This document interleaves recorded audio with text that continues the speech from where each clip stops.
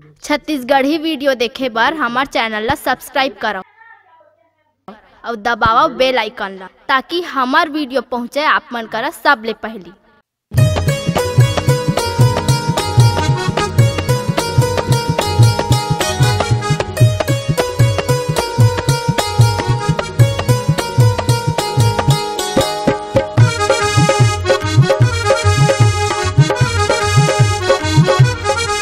कैसे जादू चलाए मोला बैया बनाए, कैसे जादू चलाए मोला बैया बनाए, रानी बन गए हो तोर दीवाना। मैं करा इशारा रे जिया पर द्वार मत आ जाना, मैं करा इशारा ओ रानी पर द्वार मत आ जाना। कैसे जादू चलाए मोला बैया बनाए, कैसे जादू चलाए मोला बैया बनाए, रानी बन गए तोर दीवाना। मैं करा इशारा रे जिया पर द्वार मत आ जाना, मैं करा इशारा ओ रानी पर द्वार मत आ जाना।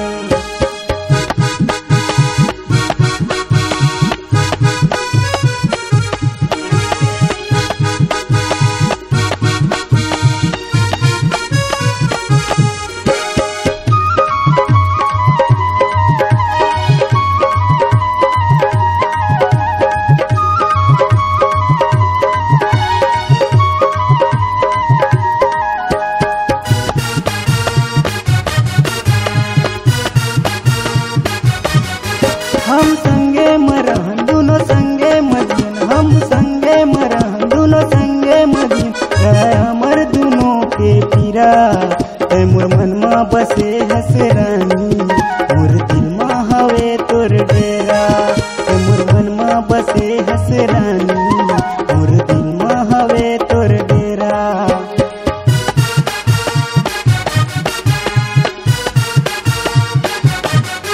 हम संगे मरहन दोनों संगे मजियन, हम संगे मरहन दोनों संगे मजियन, हमर दोनों के गिरा मोर मन में बसे हसरानी, मोर दिल में हवे तोर डेरा, मोर मन में बसे हसरानी, मोर दिल में हवे तोर डेरा। हो कैसे जादू चलाए मोला बैया बनाए, कैसे जादू चलाए मोला बैया बनाए, रानी बन गए तोर दीवाना। मैं करा इशारा रे जिया पर द्वार मत आ जाना, मैं करा इशारा ओ रानी पर द्वार मत आ जाना।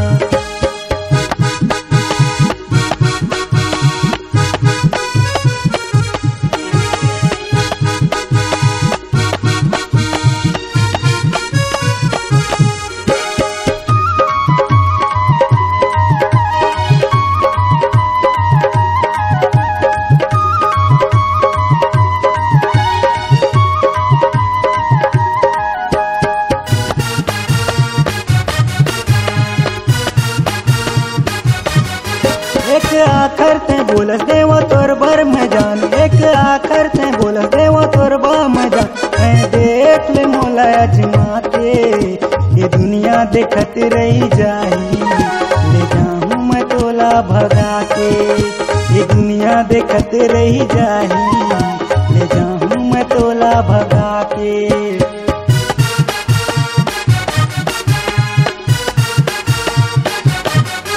एक आखर ते बोलस देवो तोर बर में जान, एक आखर ते बोलस देवो तोर बर में जान, मैं देख ले मोला अजमा के ये दुनिया देखत रही जाही, ले जाऊं मैं तोला भगा के ये दुनिया देखत रही जाही, ले जाऊं मैं तोला भगा के।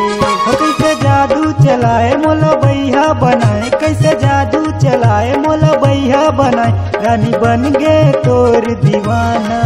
मैं करा इशारा रे जिया पर द्वार मत आ जाना, मैं करा इशारा ओ रानी पर द्वार मत आ जाना।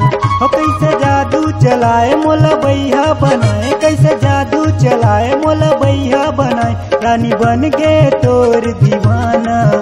मैं करा इशारा रे जिया पर द्वार मत आ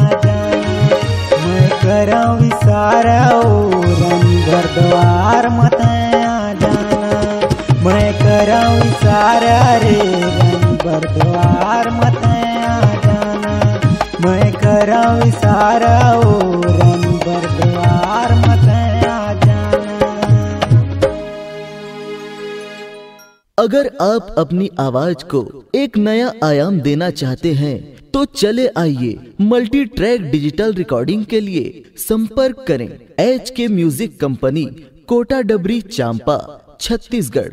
मोबाइल नंबर है 9329238487 और 8085380339।